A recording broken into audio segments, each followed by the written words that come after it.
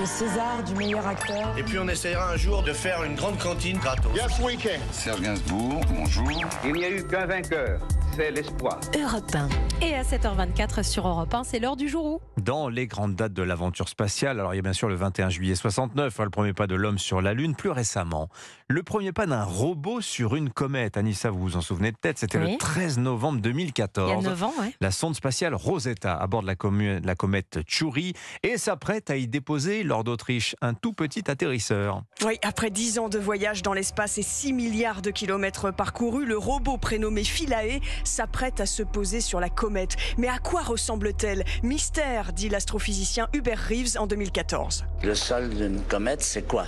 Est-ce que c'est du yaourt? Est-ce que c'est du sable mouvant? Qu'est-ce que c'est? Personne jamais n'a atterri sur une comète. Le merveilleux, le voici, parce que les comètes sont apparues il y a 4 milliards et demi d'années avant que la Terre soit créée. Elles nous donnent des clés sur l'origine de notre monde, dit Jean-Yves Le Gall, le patron de l'Agence spatiale française. Il y a des milliards d'années, des milliards de comètes ont bombardé la Terre, ont apporté l'eau sur la Terre, ont apporté des molécules qui ensuite, en se combinant, ont probablement fait de l'ADN, ont fait de la vie, et on va voir ce qui se passe.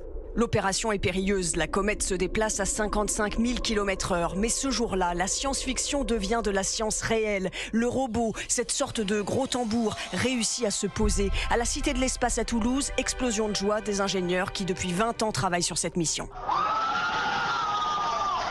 C'est un grand moment, juste inoubliable je pense.